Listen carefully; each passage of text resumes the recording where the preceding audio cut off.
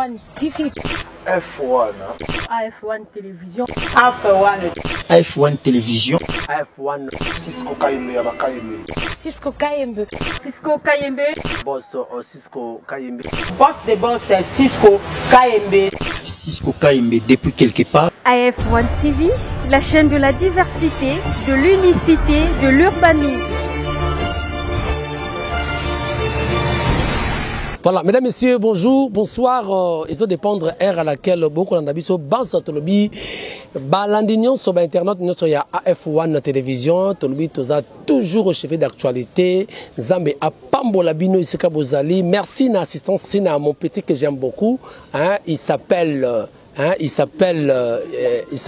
Enoch. Hein, Enoch, vraiment, Enoch, Nzama Pamboli Sikozali Mankiona. Pour l'assistance d'ailleurs.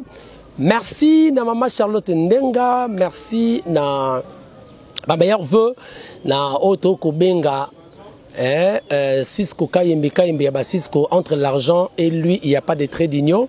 Zama Pambolesque Azali, je crois que Akoyaka na Ngomba Kinshasa. Alors mesdames, messieurs, vous voyez l'actualité dominante est toujours kaka makambo ya union sacrée, mais tout kozala na moi ba problème au boko mona ke mona mboka Martin Fayulu après silence il y a longtemps, il y a eu des consultations, il a gardé sa bouche bée et résultat il y a consultation président les 6 à lobby, président a rompu avec le FCC, Martin Fayulu a se considéré comme étant le président élu, a gardé toujours bouche bénaye, mais hier il est sorti de son mythisme à sali discours oyo à s'adresser à peuple congolais. Il y a discours il y a nation.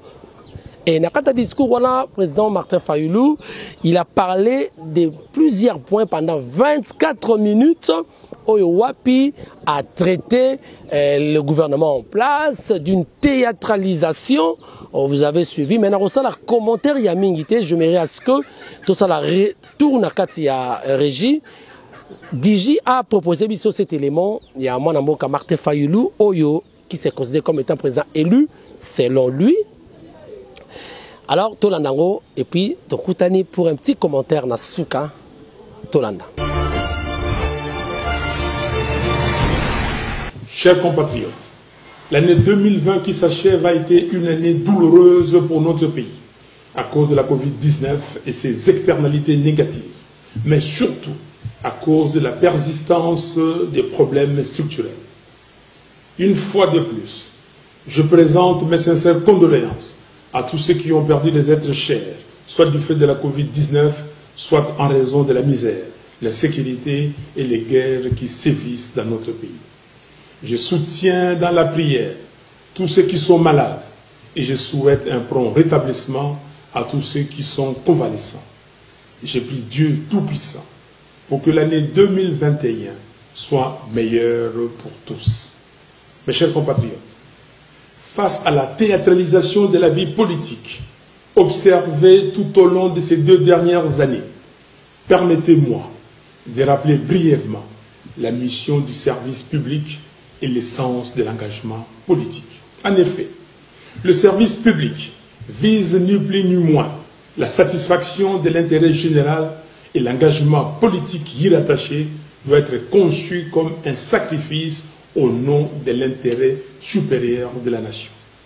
Le fondement même de cet engagement, c'est le pacte social noué avec le souverain primaire auprès duquel on obtient un mandat en bonne et due forme de manière à améliorer son vécu quotidien et lui donner la chance de rêver dans son propre pays.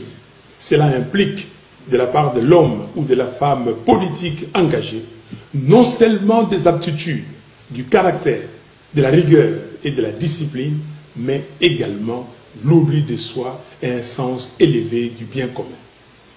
Mes chers compatriotes, si je me suis engagé en politique après une carrière professionnelle accomplie, c'est avant tout par patriotisme et sens du devoir avec l'idée forte d'apporter ma modeste contribution au développement de mon pays. C'est aussi et surtout parce que j'aime mon pays et mon peuple. Je crois à la méritocratie et je crois à l'expertise pour résoudre le problème multidimensionnel et complexe auquel fait face notre pays. Car, in fine, c'est bien de cela qu'il s'agit. Apporter des solutions concrètes aux problèmes quotidiens de la population congolaise. Mes chers compatriotes, en toute franchise, avez-vous aujourd'hui l'impression que vos conditions de vie s'améliorent? Existe-t-il réellement un pacte social conclu entre vous et ceux qui se sont imposés comme dirigeants? Est-ce que vous pouvez véritablement regarder vos enfants dans les yeux avec la certitude qu'ils auront accès à plus d'opportunités demain? Est-ce que le système éducatif de votre pays est plus au sérieux par l'État? Au vu de massacres qui se multiplient particulièrement dans la partie est de notre pays, vous sentez-vous réellement en sécurité dans votre propre pays? En cette fin d'année, chacun de vous, chers compatriotes, doit pouvoir se poser ces questions, loin des considérations et passions partisanes, mais dans un esprit patriotique. La question fondamentale étant celle de savoir, 60 ans après son indépendance, où va notre pays? Mes chers compatriotes, le développement ne se nourrit pas de slogans. La croissance économique ne s'appuie pas sur des promesses. Le taux du franc congolais sur le marché d'échange ne s'ajuste pas en fonction des déclarations de bonnes intentions. L'effectivité de la gratuité de l'enseignement ne se décrète pas. Elle se planifie et elle se vit. La lutte contre la corruption n'est pas la mise aux arrêts de manière théâtrale de quelques individus pour jouer sur la perception. En somme, la bonne gouvernance est une affaire de substance. Car on ne bâtit pas une nation forte sur le mensonge et du superficiel. Si l'on se réfère purement aux chiffres et que l'on se base sur les données empiriques, la situation de notre pays s'est encore considérablement dégradée durant les 2 dernières années. À l'heure où je vous parle, la RDC est presque en cessation de paiement. Autrement dit, le pays n'a pas d'argent pour payer ses créanciers, internes et externes. Et surtout, il est incapable de réaliser des investissements productifs. Les niveaux des réserves de change de la Banque centrale ne représentent que 2 semaines d'importation de biens et services. Curieusement, au même moment, on observe des dépassements budgétaires dans toutes les institutions. Concrètement, cela signifie que, derrière le marketing politique d'une supposée lutte contre la corruption, les caisses de l'État sont saignées à blanc par un groupe d'individus venus dans une logique d'enrichissement illicite.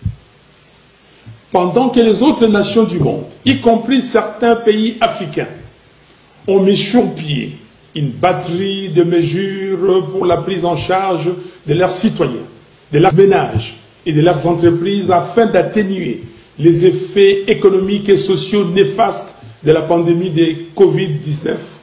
En RDC, les citoyens sont abandonnés à leur triste sort.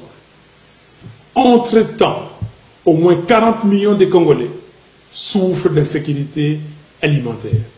Cela signifie que le pays, qui possède la 2e plus grande superficie de terres arables au monde, après le Brésil, est incapable de nourrir 40% de la population en 2020.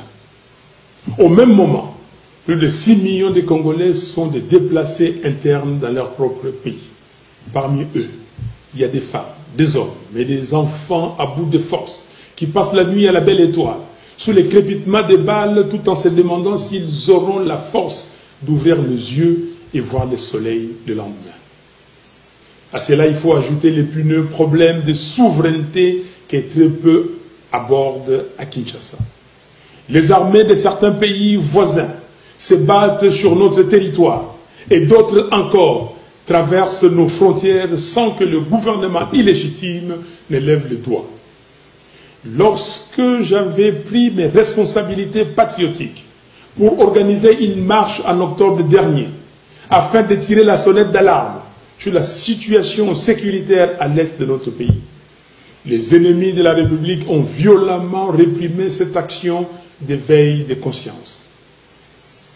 En ce qui concerne les infrastructures de base, à ce jour, la desserte en électricité dans notre pays est de 8%, tandis que celle en eau potable se situe en dessous de 30%, contre 60% en moyenne en Afrique. 9 jeunes sur 10 se trouvent sans travail. Nos provinces sont abandonnées et ne reçoivent pas les rétrocessions programmées au budget du gouvernement central. La RDC n'a pratiquement pas de routes. Les routes de desserte agricole ne sont ni ouvertes ni entretenues. Les échanges économiques à travers le pays et au sein de chaque province sont quasi inexistants.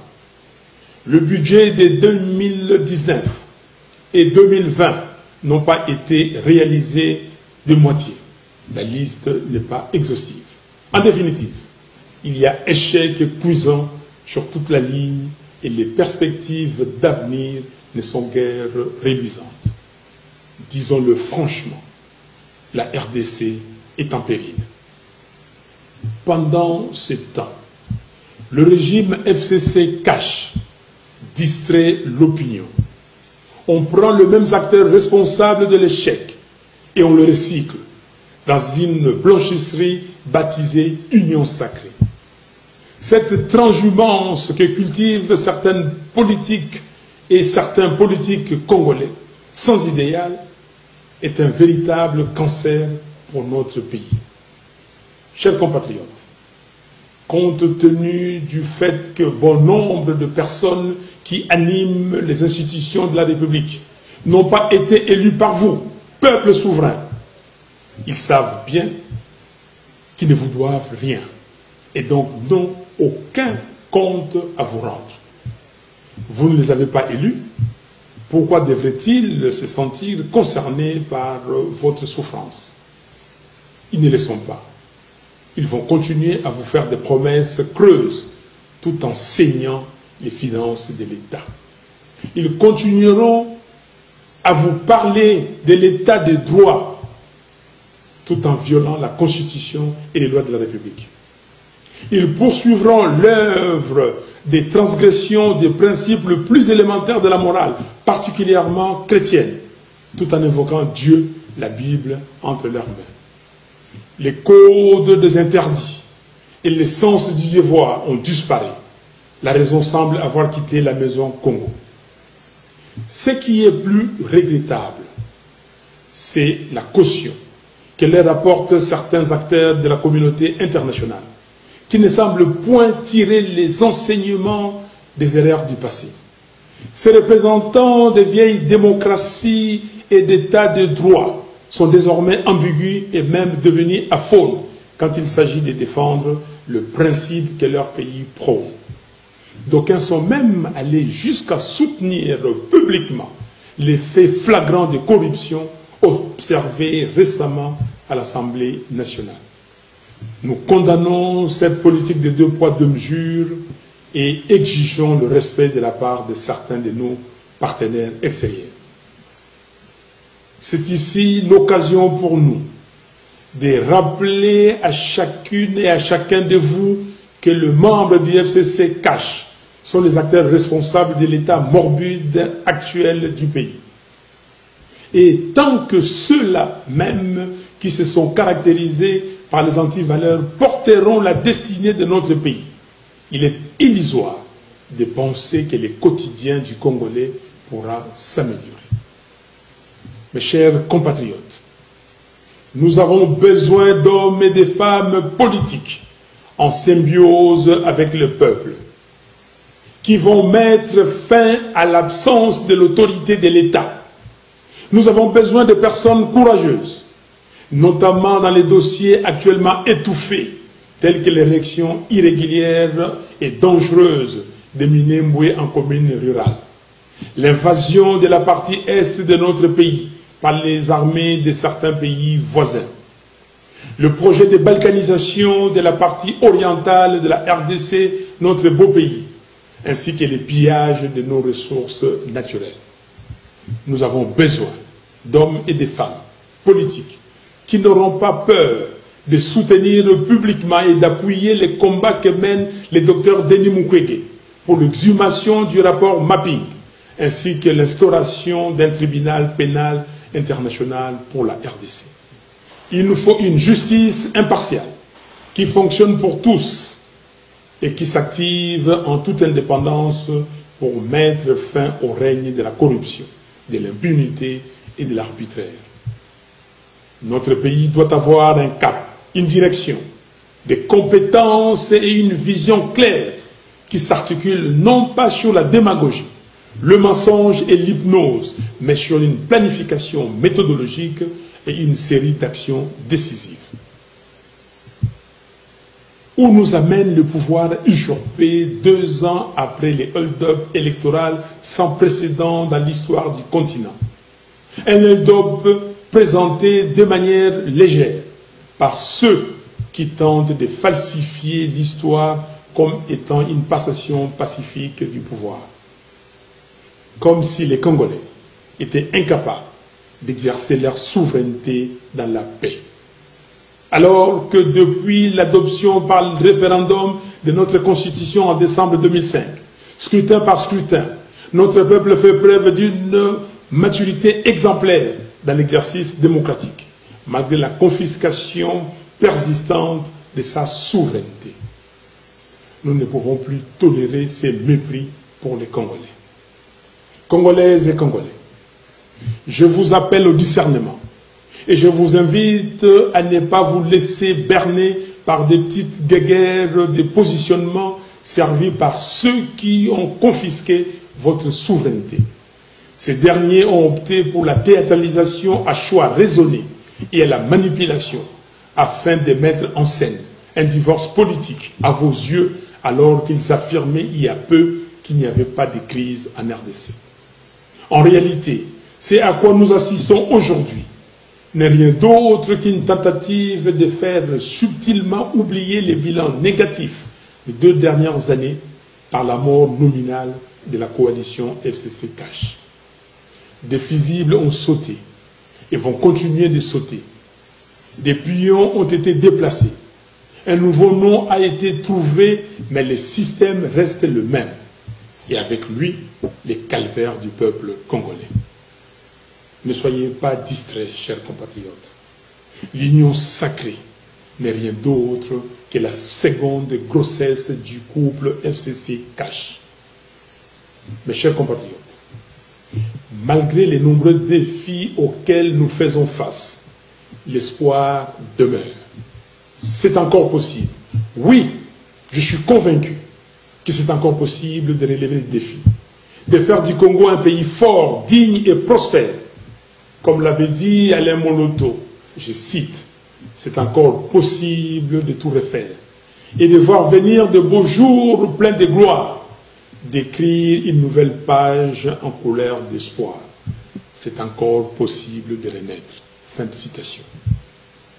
Mon optimisme à ce sujet est sans faille, parce qu'il se nourrit de la force d'esprit des Congolaises et des Congolais. En effet, le redressement de notre beau pays va dépendre de toi, papa, chef de famille, qui travaille dur tous les jours pour subvenir aux besoins de ta famille. Cela va dépendre de toi, maman, qui travaille tout aussi dur, si ce n'est plus dur, pour subvenir aux besoins de ta famille. Cela va dépendre de toi, jeune homme, qui cherche du travail, mais qui bute contre le manque d'opportunités d'emploi et contre le chômage des masses. Cela va dépendre de toi, jeune fille, pleine de rêves, malheureusement obscurcis par le manque de vision et l'avidité des politiciens corrompus et égoïstes. Cela va en définitive dépendre de notre capacité collective à dire non, à dire stop à la complaisance, à dire trop c'est trop, il faut que ça s'arrête. Et il est temps qu'une alternative crédible prenne le dessus sur la médiocrité et la cupidité. Nous pouvons faire mieux, nous devons faire mieux. Pour y arriver, il est primordial de rétablir le peuple congolais dans sa souveraineté. Il est impératif d'obtenir une réelle alternative politique démocratique qui soit porteuse d'un véritable changement. Ainsi, la crise multiforme née du hold-up électoral de décembre 2018 ne peut se résorber que par de nouvelles élections justes, transparentes et crédibles. C'est pourquoi, devant l'histoire et devant les Congolaises et Congolais, j'en appelle au bon sens de toutes les forces en présence. Évitons de répéter les mêmes erreurs qui, depuis 1960, ont plongé notre pays dans un cycle de crise perpétuelle de légitimité. Gardons à l'esprit notre loi fondamentale. Celle-ci renseigne dans son exposé des motifs que tout le temps que les institutions de la République et leurs animateurs seront illégitimes, la RDC restera engluée dans des crises politiques récurrentes qui plombent sa stabilité et son développement. Il ne s'agit pas d'une hypothèse, mais d'un constat. Et les événements auxquels nous assistons aujourd'hui donnent toute sa raison d'être au contenu de l'exposé des motifs de notre Constitution. En effet, une majorité préfabriquée, même si elle est subvertie, conserve son caractère artificiel et donc illégitime. Alors, sous couvert de l'utilisation abusive du pragmatisme ou du réalisme, combien d'expérimentations hasardeuses nous faudra-t-il encore dans notre pays pour que nous comprenions que la corruption n'engendre que la corruption?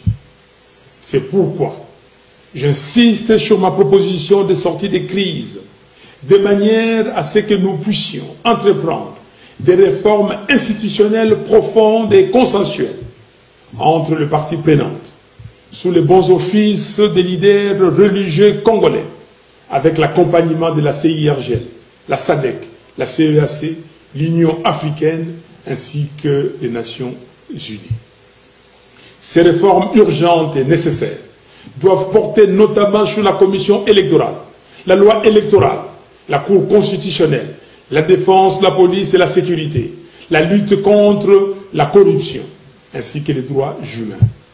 Nous devons redonner la parole au peuple en organisant de nouvelles élections anticipées, présidentielles, législatives nationales, législatives provinciales, sénatoriales, présidents des assemblées provinciales et gouverneurs des provinces. C'est dans la mise en œuvre de cette proposition que se situe précisément notre responsabilité historique commune. Toute autre voie n'apportera que des solutions cosmétiques, reposant sur le mensonge, la corruption et la manipulation, sans résoudre la question des fonds qui est celle de la crise de légitimité des institutions et de leurs animateurs. Chers compatriotes, pour accompagner le peuple dans la reconquête de sa souveraineté, j'annonce qu'à partir de ce 20 janvier 2021, je mettrai en place un cabinet composé de femmes et d'hommes qui veulent que le Congo de Kimbangu et de Lumumba soit fort, digne et prospère. Pour mériter le respect et l'honneur des générations futures, nous allons accentuer notre combat par des voies et moyens démocratiques afin de restituer au peuple son pouvoir de choisir librement ses dirigeants. La vérité des urnes. Que personne ne vous impressionne ou ne vous fasse douter du pouvoir qui est le vôtre. La souveraineté vous appartient. J'en profite pour dire à toutes celles et à tous ceux qui, partout dans notre pays, se sentent délaissés par le pouvoir des fêtes de Kinshasa, que votre commandant est avec vous. Je ne vous abandonnerai jamais. La RDC, c'est les 2 345 410 km² que composent ces 26 provinces. et c'est près de 90 millions d'habitants dans toute leur diversité, sans oublier sa diaspora, qui est la première source de financement de l'économie du pays. Nous sommes un peuple vaillant et solidaire.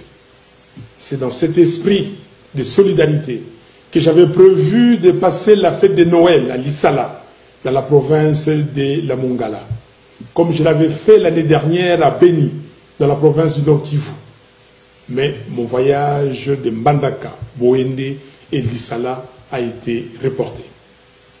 Je serai avec vous, mes frères et sœurs de Kinshasa et des provinces, tout au long de l'année 2021. Congolaises et Congolais, chers compatriotes, disons adieu à l'année 2020, année de la Covid-19, des massacres à l'Est, des misères, des souffrances, des corruptions, des vols, d'insécurité et des chaos institutionnels. À vous que Dieu a préservé et à qui il a donné la vitalité pour être des acteurs privilégiés du changement de notre pays. Je vous présente mes vœux le plus sincères d'espoir, de bonheur, de santé, de paix et de prospérité pour l'année 2021. Pour terminer, j'aimerais vous rappeler, chers compatriotes, que si l'histoire de notre pays nous a légué un héritage, c'est l'unité nationale. Conservons-le précieusement. Que Dieu vous bénisse, que Dieu bénisse la RDC, notre pays. Voilà, merci beaucoup. Je crois que vous avez suivi cet élément de 24 minutes où le président Martin Fayulu a ramassé toute la situation du pays, politique, économique, sociale, puis à l'obéli Mwanamboka Félix Tshisekedi de Chilombo. Mais parmi les points, quelques points importants au discours Naïto Retnaki, à l'obéli derrière le marketing politique d'une supposée lutte contre la corruption, le caisse de l'État sont saignés à blond par un groupe d'individus venus dans une logique d'enrichissement illicite. En fait, à qualifier en gros, donc il y a un groupe d'individus oyo sili kozwa mbongo ya l'État ko sala nango d'une manière illégale ko liango ko tondisa ba kit ba poche na bango ko sala makambo. La deuxième point à lobby ils vont continuer à vous faire des promesses creuses tout en saignant les finances de l'État. Ils continueront à vous parler d'état de droit tout en violant la Constitution et les lois de la République. Wanezali, quelques points oyo à Koloba, je crois un point encore. À lobby, on ne bâtit pas une nation forte sur les mensonges et sur le superficiel. Donc selon Martin Fayulu, Ponato, ceux qui savent moi, il y en a plein vraiment. Mais pour Moussou Oyo Alobi, il a parlé de on prend le même acteur responsable de l'échec et on les recycle dans une blanchisserie baptisée Union Sacrée. Cette transhumance qui tue certains politiciens ou certains politiques congolais, sans idéal, est un véritable cancer pour notre pays. Mais il y a un problème au Yalobi. À l'objet que l'union sacrée n'est qu'une autre grossesse, n'est qu'une seconde grossesse du mariage FCC Cash. Pour Naye, il a dit que parce qu'il n'a pas mon corps qui a l'objet que le même figure cacique qui ont mis ces pays chaotiques, ce sont les mêmes figures oyo bazongi nakati ya union sacrée. Donc pour naye alobi union sacrée ezali deuxième grossesse, c'est-à-dire moi nayami balé oyo nini coalition et kobota lango les FCC ndaboti mo anami balé selon président Martin Fayulu qui se considère plutôt comme étant un président élu. Mais pour te chuter pour notre qui ça, je vais dire ceci.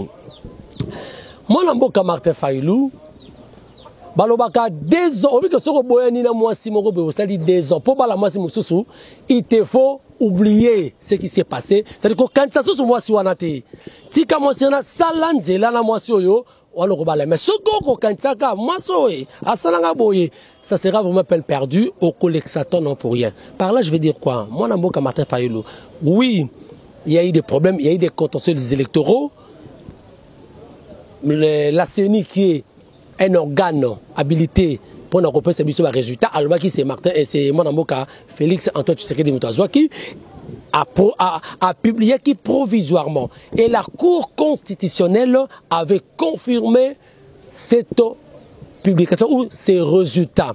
Alors, la moindre des choses à faire, moi je souhaiterais que Martin Fayulu, le président, d'emprunter un autre chemin. Parce que combat na biso nyonso ezalaki qu'on n'ait pas un étranger na mutu ya mboka. Alors cet étranger là, quelle que soit façon oyo de ko Félix Azoli pouvoir, ce n'est pas un problème. Mais le problème c'est que nous n'avons plus cet étranger traité étranger na mutu ya mboka, il n'est plus là. Alors nous avons maintenant un enfant du pays. Alors soutenons-les. Soutenons-les. Topese maboko. Moi et Rosalanga bien que Ndeko Fayulu Martin Fayulu bandeko be bandenge ba adopter union sacrée, ba ya main dans la main. C'est entre le fils du pays, je crois que ce pays ira de l'avant. Nous parlerons vraiment du vrai développement. Il y a RDC au Cap 2030 et que ça la Mingi. Alors je crois que ce qui te ressemble à discours, il y a ça va tourner et ça ne va pas bâtir. Alors tout sungamon Mboka Félix Tshisekedi et je crois que les choses ira de l'avant. Merci beaucoup Bandeko Balandi. Je crois nous n'avons plus rien à dire par rapport à éléments oyo pour comprendre en gros. Tous ces commentaires mouquet, tous ça contenté, tous ça pourté, mais tous ça juste objectif pour que tout ça Mboka oyo n'a plus besoin de reculer 20 ans en arrière, mais nous avons besoin d'aller en avant et de progresser parce que nos enfants ne bako ya bako comprendre au biso tout sali pour nous le bien. Merci beaucoup na assistance ya MK, merci d'avoir tout biso. Beau s'abonner massivement. Merci d'accordon Basterne, vraiment que Dieu vous bénisse, que Dieu vous parle comme disent les Quinois. Merci beaucoup. Alors ceux qui ont été retenus prochainement pour un autre numéro. Ciao. AF1 TV, la chaîne de la diversité, de l'unicité, de l'urbanisme.